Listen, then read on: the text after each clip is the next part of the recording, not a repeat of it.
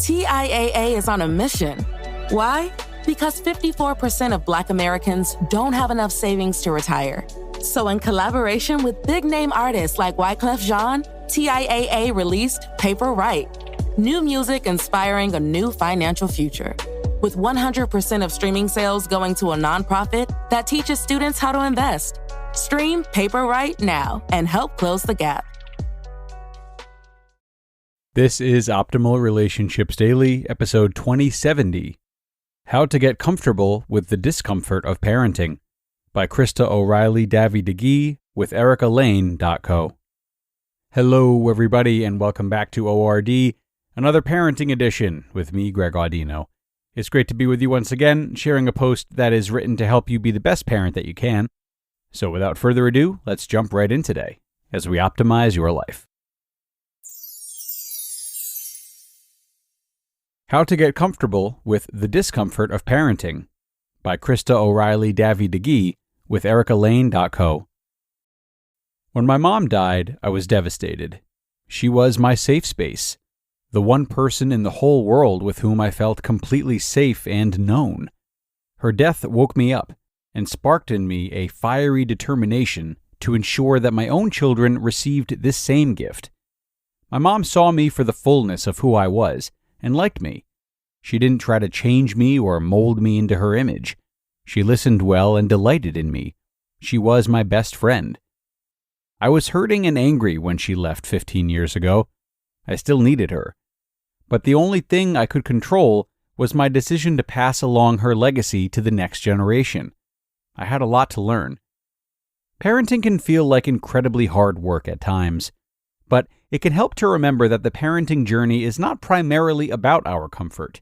It's about learning to love, about helping our children identify the gifts they are meant to bring to the world, and about doing our own growing up along the way.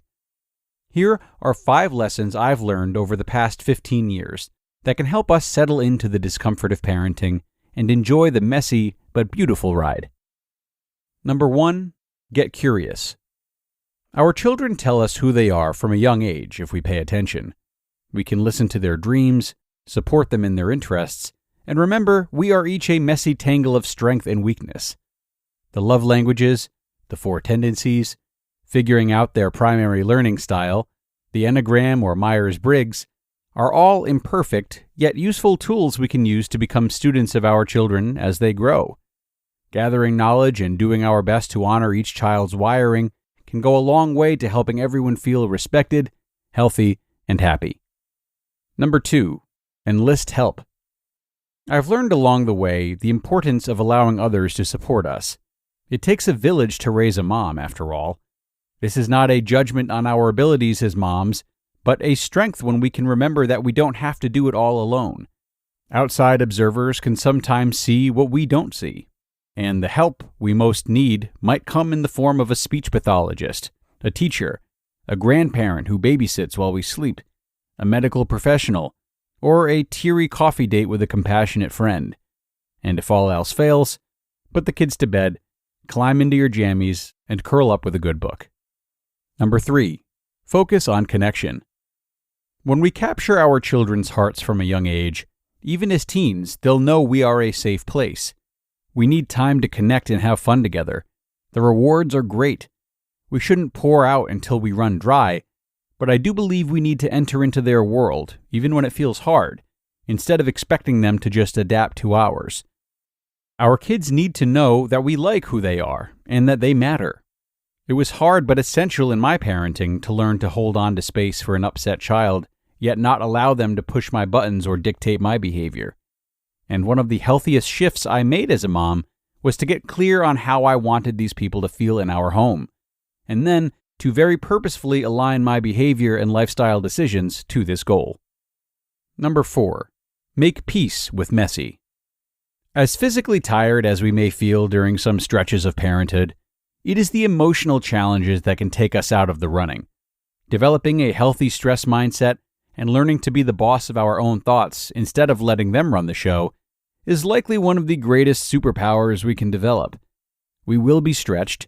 We need to let go of perfectionism and comparison with some imaginary mom ideal and choose to enjoy the messy process.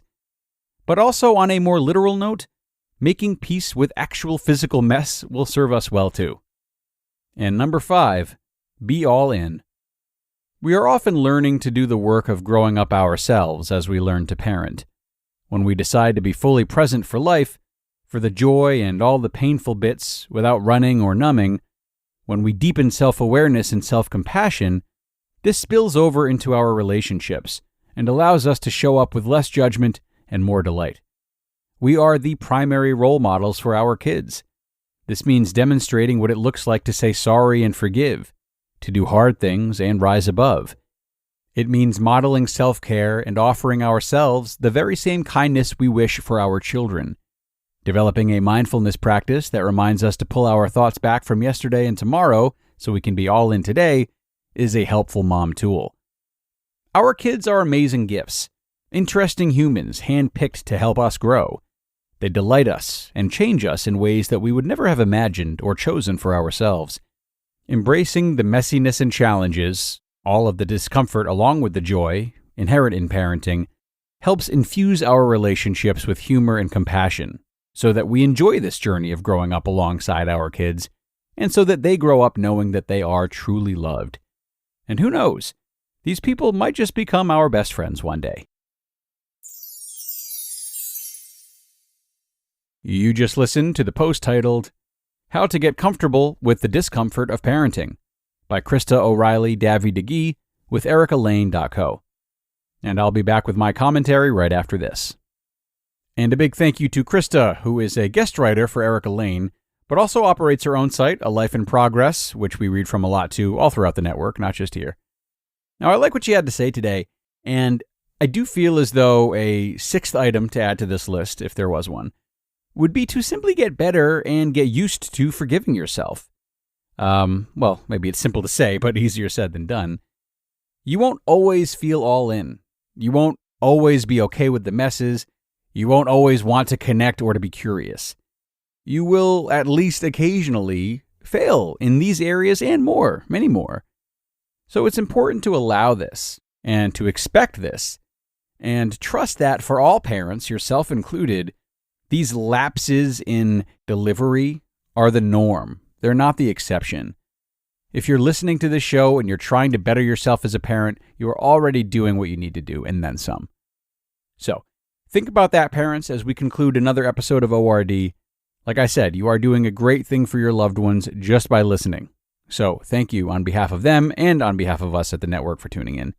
Have a great Friday, and be sure to come back over the weekend as well, where your optimal life awaits.